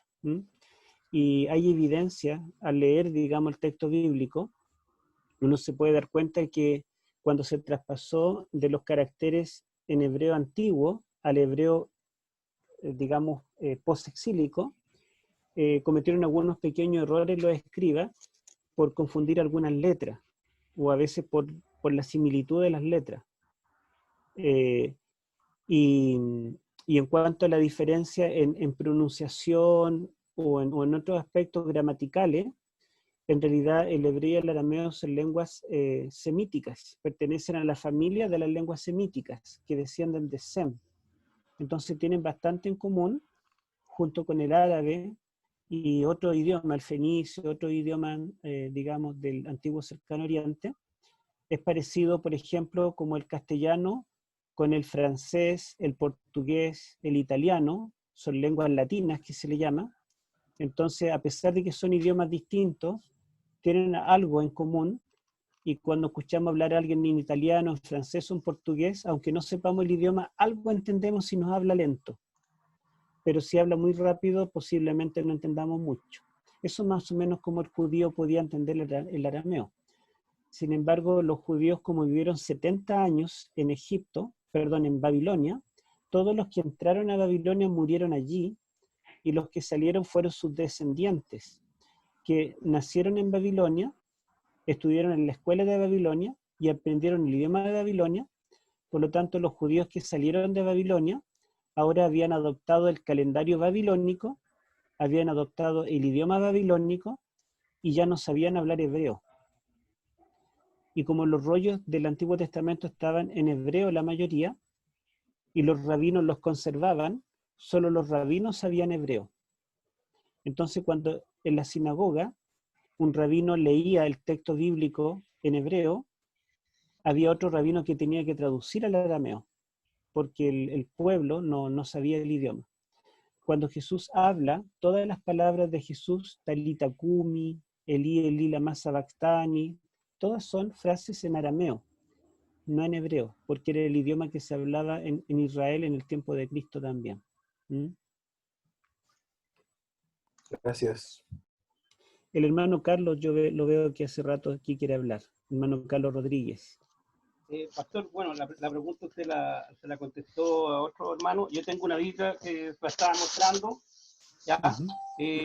Dejé de leerla porque no me gustó mucho, porque incluso en la introducción del libro de Daniel, es una Biblia católica, dice que el libro de Daniel no fue escrito en su tiempo, que fue escrito en el libro en el tiempo de los Macabeos, como una historia de lo que había sucedido. Pero usted ya le había contestado la pregunta, le iba a decir precisamente que tenía 2 capítulos más y el capítulo 3 tenía como alrededor de 30 versículos más en base a lo que cantaron los jóvenes después de haber sido rescatados de los... Sí, la verdad es que yo no quise profundizar en ese tema, pero los preteristas no solamente dicen que Daniel se cumplió en el tiempo del antiguo, sino que ellos dicen que Daniel no existió, es lo que dijo Porfirio, y que Daniel en realidad vivió en el tiempo de los Macabeos, como en el año 160 a.C. Y él se puso como nombre Daniel, pero la verdad es que es un seudónimo. Es muy probable que Daniel nunca existió. Entonces, toda esa historia de que vivió en la corte y conoció al rey de Babilonia, los reyes persas, es mentira, en el fondo. Y algunas Biblias católicas en la introducción a Daniel lo enseñan así, pero digamos, no es así. Nosotros creemos que la historia de Daniel es real, así como las profecías son reales. Y hay evidencias que lo demuestran, que vamos a ver a medida que estudiemos cada capítulo. El hermano Alex tiene una pregunta. Hola Héctor, ¿cómo estás? Buenas noches ya a todos los hermanos y Bien. hermanas. Buenas noches. Mi pregunta, no sé si se contestó en algún momento, pero aparte del fundamento literario, ¿por qué el capítulo 7 y 8 cronológicamente están con posterioridad al 5, cuando los años, o sea, el evento ocurrió entre el 4 y el 5 el capítulo? Aparte de la justificación literaria, ¿cuál otro hay? Claro. Entendido que digamos, el reinado de Belsasar ocurrió en ese periodo que está determinado entre el 4 y el 5 de los capítulos. Sí. Sí, justamente, si ustedes se dan cuenta, como Alex dice, Belsasar en el capítulo 5 de Daniel murió. ¿Se acuerdan que él hizo la fiesta y esa misma noche muere Belsasar? Pero en cambio el capítulo 7, que es posterior al 5, fue escrito en el año primero de Belsasar. O la visión la recibió el primero de Belsasar, y el capítulo 8 lo recibe en el año tercero de Belsasar.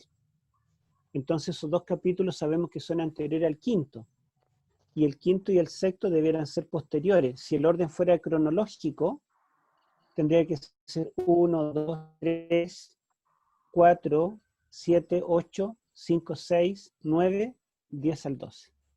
Pero justamente Daniel no tiene un orden perfectamente cronológico, porque el 7 y el 8, que fueron visiones anteriores a las historias del 5 y el 6, los coloca después de esa historia para juntar toda la historia en una primera mitad y todas las revelaciones que recibió en otra.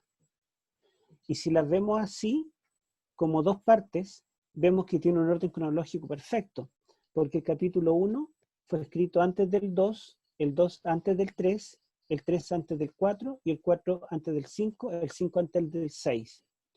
Y tendríamos un bloque. Y capítulo 7 en adelante no es después, sino que es antes, pero tiene un orden cronológico, porque el 7 es antes del 8, el 8 antes del 9 y el 9 antes del 10 al 12. Entonces hay una yuxtaposición cronológica. Esa misma yuxtaposición me hace pensar a mí que el capítulo 7, que está en el idioma de la primera mitad, pero en el género literario de la segunda, permite que haya una yuxtaposición. No es que termine una parte y comience otra, sino que se yuxtaponen, se enlazan. Y cuando estudiamos el capítulo 7, ustedes van a darse cuenta que hay una intención para esto. Entre paréntesis, yo no le he contado, pero tenemos hoy en el grupo a Josué Gajardo, un hermano que está organizando un simposio teológico para este viernes y sábado, donde invitó profesores de teología de Argentina y de otros países. Y el tema del viernes, que es cuando nosotros terminamos este primer ciclo, yo voy a tener un tema sobre Daniel 7 y su estructura literaria. Y esto va a ser para terminar nuestro ciclo de este mes, pero al mismo tiempo va a ser un tema que les va a quedar también a ellos para el simposio. O sea, nosotros vamos a estar reunidos, pero esto se va a transmitir también a otros países, no sé si vía Zoom o por otros medios, para que ellos también participen como parte del simposio. Y allí vamos a ver un poquito más por qué esta yuxtaposición, ¿verdad? Porque hay como una bisagra, porque se topan cronológicamente. Todas las observaciones que ustedes notan son importantes, ¿se dan cuenta? Algo están diciendo. Yo sé que hay otras manos levantadas. ¿No? Sí, no sé está el hermano Miguel Tapia y después viene Rodrigo Vergara. Ya. Sí, hola pastor y hermanos. Yo estaba meditando, es un comentario, si estoy mal, me corrigen por favor usted o cualquiera que sepa mejor esta posición que yo descubrí. Me puse a pensar, a meditar Daniel 7:25 y me llamó la atención, dice, pensará en cambiar los tiempos de la ley, pensará.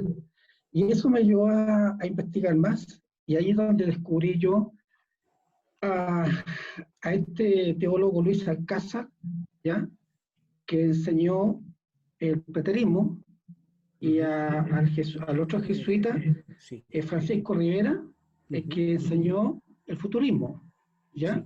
Entonces, ahí creo entender yo que pensarán cambiar los tiempos. Uno se fueron a los dos extremos para confundir, ¿ya? Con el propósito de esconder los crímenes de la Iglesia Católica durante los 1260 años, ¿ya? Entonces hay toda una truculencia teológica ahí, ¿ya? Y eso fue en el siglo XV más o menos, ¿ya? Siglo XVI. Siglo XVI, sí, por ahí en la vida de ellos, ¿ya? Y cuando están nuestros pioneros, ¿ya?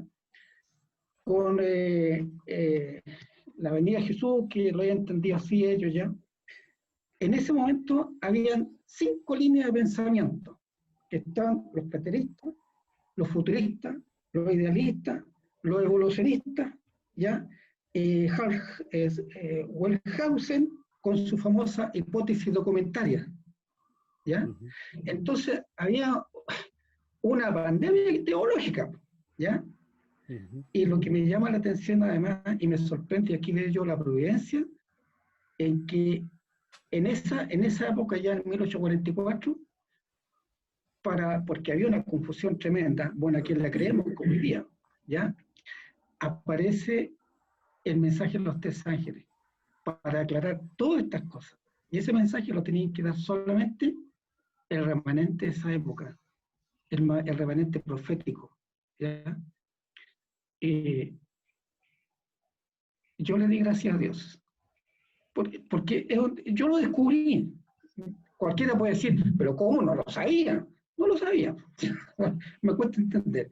Pero yo lo descubrí, después hice toda mi síntesis, digamos, y lo escribí todo, ¿ya? Y recién ahora logro entender en qué consiste que iban a cambiar los tiempos. Claro, tiempos y tiempos, y medio tiempo, el enemigo que le gusta el ajedrez, ¿ya? Pero Dios es un maestro del ajedrez, ¿ya?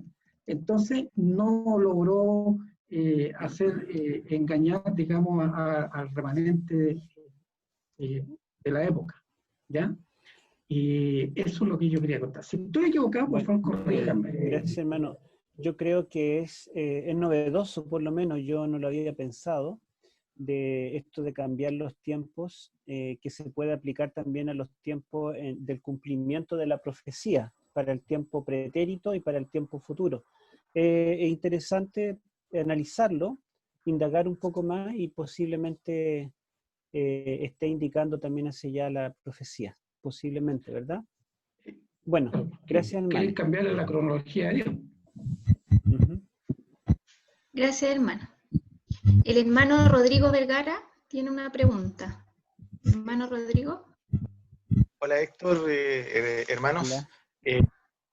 Mira, una pregunta, me quedo dando vuelta cuando los criterios de interpretación que hay, ¿cierto? Preterismo, historicismo, futurismo y los otros.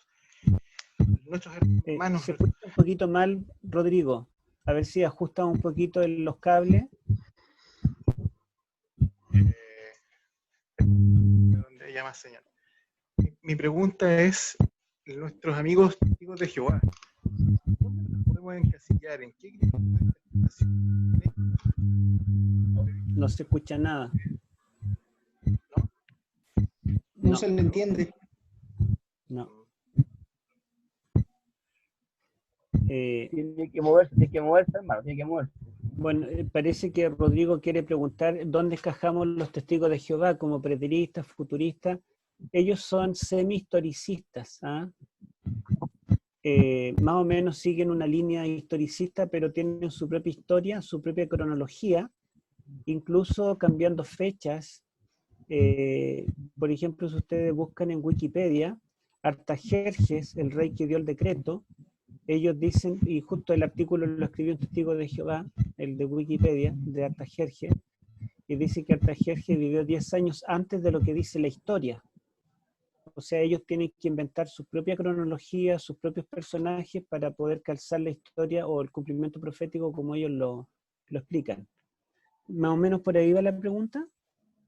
Sí, justamente por ahí, porque yo no encontraba dónde encasillarlos dentro de la estructura que serían como pseudo-historicistas.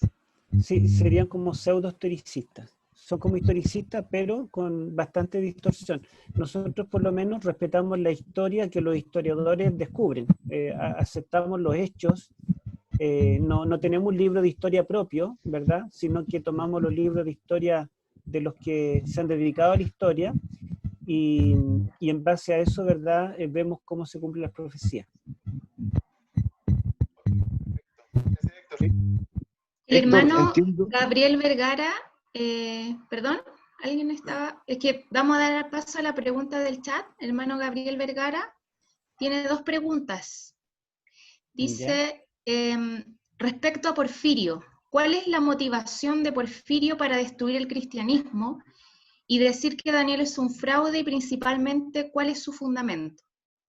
Ya, bueno, Porfirio era un pagano culto. Entonces, el Imperio Romano, recuerden que era un Imperio Romano pagano. Los romanos no eran cristianos, ellos tenían muchos dioses. Y la verdad es que el Imperio Romano había adoptado la cultura de los griegos, una filosofía muy rica, muy profunda. Entonces él sentía que el cristianismo, que estaba ganando terreno al paganismo, estaba destruyendo milenios de cultura.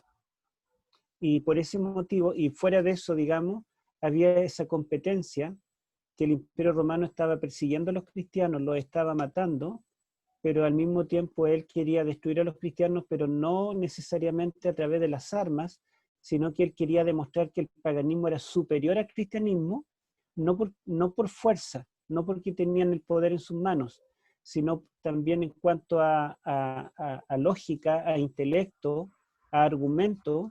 Él quería demostrar que el paganismo era superior. Entonces el cristianismo era su enemigo. Y él decidió justamente acabar con Cristo, y por eso estudió las escrituras completas en forma profunda, y se dio cuenta que, digamos, el único libro que él consideró que era como la base para demostrar que Jesús de Nazaret era el Cristo anunciado en el Antiguo Testamento, era sacar Daniel. Daniel era el gran escollo que él tenía para poder demostrar su tesis. Él escribió 15 volúmenes contra Cristo. Y la tesis central de estos 15 volúmenes es que Daniel nunca existió. Eso es en forma, ¿verdad?, resumida. Ustedes pueden buscar también de Porfirio en internet.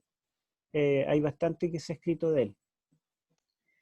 Ok, y la otra pregunta dice, respecto a las interpretaciones preterista y futurista, ¿cuáles son las motivaciones de quienes las crean y principalmente su fundamento?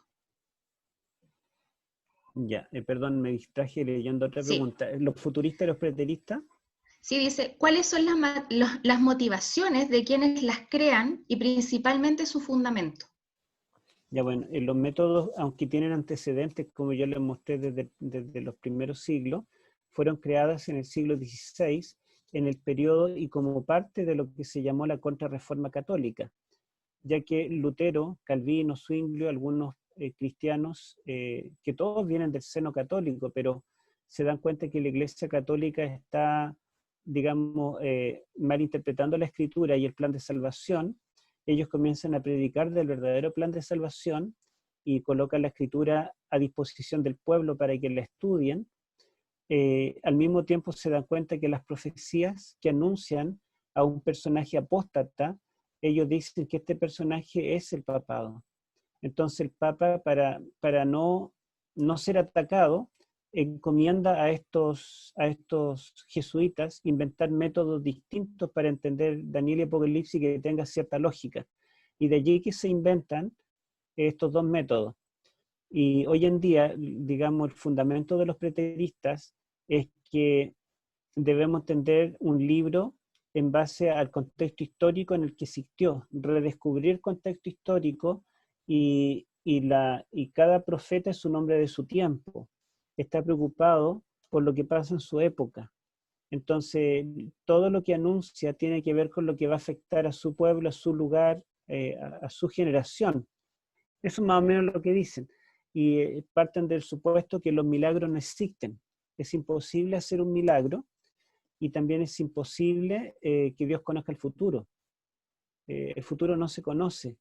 Por lo tanto, no aceptan que las profecías apocalípticas predigan, ¿verdad?, eventos que van a ocurrir en 100, 200, 500, 1000 años más. Es un método basado en la lógica humana, en la razón humana. La revelación debe ser sometida a la razón y la razón determina qué cosa es posible o no. Al revés del protestantismo, que dice que la revelación está por sobre la razón humana. Los protestantes tenían un lema en el siglo XVI, que la Biblia es la norma que norma y que no es normada, porque la Biblia está por sobre todo. Entonces, estos métodos tienen como propósito, cuando se crean, de limpiar la imagen papal que se estaba dando en ese tiempo. Y el futurismo halló bastante cabida en el mundo protestante, principalmente por la Biblia de Darby y la Biblia anotada de Scofield, y también el futurismo, y los dos tienen algo de razón. Es verdad que la historia del tiempo en que vivió el profeta, aunque ellos ponen otro siglo distinto, es importante. Los futuristas enfatizan otro aspecto, que las profecías de Daniel y de Apocalipsis están apuntando al tiempo del fin. Y eso es verdad. El acento está allí, pero no se salta en la historia. Ustedes ven que hay una continuidad. La imagen de Daniel 2 va desde el rey, tú eres la cabeza de oro, Babilonia, pero después de ti viene un segundo, después un tercero, después un cuarto, después un reino dividido, y la historia termina con la piedra que cae en los pies. Por lo tanto, hay una continuidad de la cabeza a los pies y de los pies a la piedra. No es que digamos, se salte al futuro y la historia no se considere. Eso, ¿verdad? Básicamente. Ok. El hermano Oscar Vargas pregunta, ¿cuándo fue descubierto el quiasmo? ¿En qué casos se ha visto afectada positiva o negativamente en la interpretación profética? Ya, bueno, el quiasmo fue descubierto el año 1972. Lo descubre un teólogo francés de apellido Lenglet.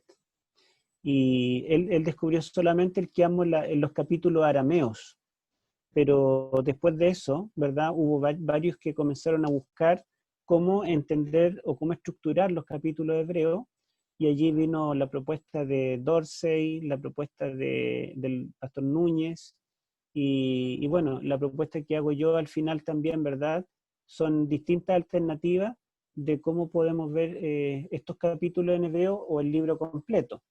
Ahora, ¿en qué forma afecta?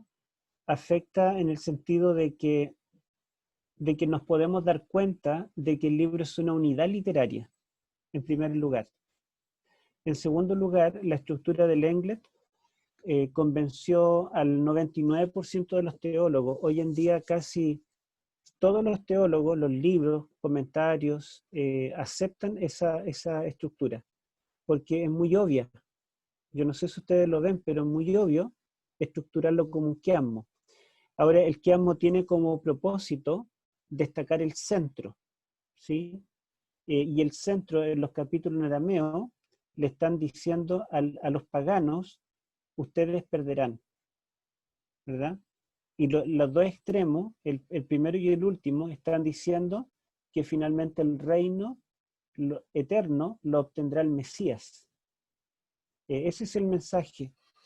Ahora, desde el punto de vista de los críticos que no creen en que Daniel es un libro inspirado, que Daniel existió en el siglo VI, y ellos creen que Daniel es una compilación de varias historias y sueños proféticos que algunos más antiguos, otros más modernos, pero que en el siglo II alguien los compiló.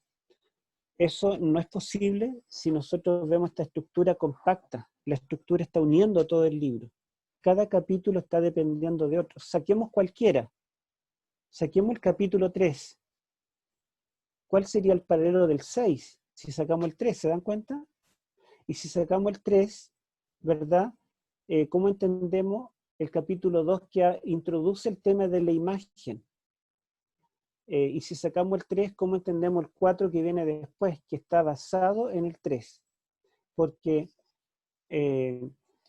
bueno, el 3, por ejemplo, tiene a los 3 jóvenes en la corte, con cargos. Pero es el 2 que dice que Daniel pidió que los jóvenes ocuparan un cargo en la corte. Entonces, sin el 2 no se entiende el 3. Y sin el 3, el 4. Entonces está todo tan bien estructurado, armado, que si sacamos una parte es como un dominó. Botamos uno, se nos cae todo. Eso es lo que permite el quiasmo en este caso, una unidad literaria. El hermano Ángelo Valeta tiene una pregunta. Hermano Héctor, buenas noches. Buenas noches, hermano. Mire, está relacionada con lo que acaba de responder, porque estoy comprendiendo la importancia que tiene el conocer la estructura literaria de un libro. Entonces mi pregunta va en relación, si usted nos recomienda que debiéramos estudiar todos los libros de la Biblia, o sea, si es recomendable estudiar todos los libros de la Biblia con una estructura literaria, y segundo, ¿cómo saber cuál estructura literaria es la correcta? Así como sabemos que el método interpretativo es el historicista, ¿cómo yo puedo llegar a la conclusión? Esta es la estructura literaria que yo tengo, con la cual debo leer el libro de Mateo, por ejemplo. Bueno, todos los libros de la Biblia justamente tienen una estructura y lamentablemente ningún profeta, ningún apóstol nos dijo esta es la estructura. Hay que descubrirla. Y los teólogos se han afanado por descubrirla. Por ejemplo, el Evangelio de Mateo, tenemos 2 teólogos adventistas que se preocuparon de la estructura de Mateo. Uno es un español, el doctor Miguel Ángel Roig, que hizo su tesis doctoral en Francia, justamente en la estructura literaria de Mateo. Y tenemos un chileno, Carlos Olivares, que estudió en Nueva Zelanda el doctorado, y él me parece que fue la estructura de Mateo, más bien la hermenéutica de Mateo, pero aparte de muchos otros teólogos de otras denominaciones que también han hecho grandes aportes, la estructura de Hebreos, en la epístola a los Hebreos, la descubrió un jesuita, Albert Banois, un francés, que es genial, digamos, logró descifrar el enigma de Hebreos, así como Lenglet descubrió la estructura de la primera parte de Daniel. Y cada libro de la Biblia tiene una estructura que nos ayuda a entender. La verdad es que yo lo primero que hago cuando estudio un libro de la Biblia, trato de entender la estructura, o busco si alguien ya la descubrió, o si no la descubrió, me pongo a estudiarla yo. Yo propuse una estructura de Mateo también cuando iba en primero de teología, y la escribí en papel con un lápiz a mano, digamos, nunca la publiqué, y la guardé mucho tiempo, el papelito amarillo, ya, para tratar de publicarlo, pero finalmente se me perdió. Pero es una estructura muy interesante. Y entonces, primero, la estructura, porque eso nos da la visión de conjunto. Y después, cuando estudiamos cada parte, cada sección, lo entendemos no solamente en el contexto inmediato, sino que lo entendemos en relación a toda la estructura. Calza, se encuentra la armonía. Entonces es importante la estructura, es un poco difícil, pero es muy bueno hacerlo. El tema del viernes justamente voy a presentar la estructura que descubrí en Daniel 7, que para mí es muy interesante, lo encontré fascinante. Gracias, hermano. El hermano Marcelo Durán pregunta, ¿los bautistas son historicistas también o dónde se encasillan? Los bautistas son la mayoría futuristas, hay algunos preteristas, pero la mayoría son futuristas, y hay teólogos historicistas en distintas denominaciones, pero son algunos en forma individual. Sin embargo, como corporación, como iglesia, como facultades teológicas, el mundo cristiano está dividido entre el preterismo y futurismo, no el historicismo.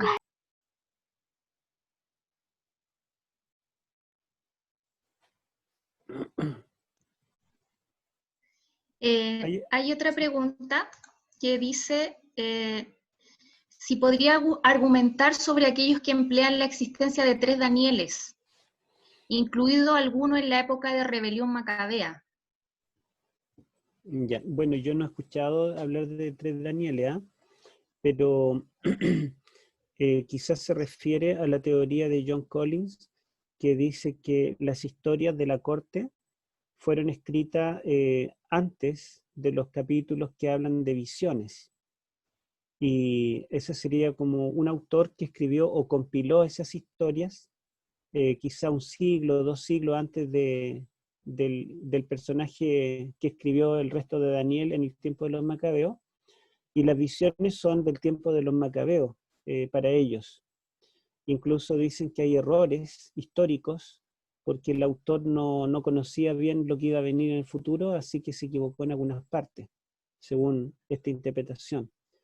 Pero él habla de 2. Y bueno, hay otros, hay varios que algunos dicen que hubieron 5, 10, 4, 3 Danieles que fueron escribiendo en distintas épocas, pero en general lo dividen entre la historia y las profecías. Algunos dicen que el capítulo 7 lo escribió uno y que del 8 en adelante lo escribió otro. También hay algunos que dicen que el capítulo 7 seguramente se escribió en hebreo originalmente porque pertenece a la segunda mitad y que después otro Daniel lo tradujo al arameo. Pero todas son conjeturas porque no se ha encontrado ninguna evidencia textual que tenga esos, digamos, por ejemplo, Daniel 7 en hebreo no encontramos nunca un rollo en ninguna parte. Y también en las cuevas de Qumran, ustedes ven que se encontró fragmentos de los 12 capítulos y a veces un solo rollo que se encontraron medio roto, pero al tratar de armarlo, se encontraron parte de varios capítulos. Entonces, todos estos capítulos los tenemos como juntos. El que Daniel haya sido escrito en el 160, en el tiempo de los macabeos, es imposible porque los rollos armas muertos son del siglo I y II antes de Cristo.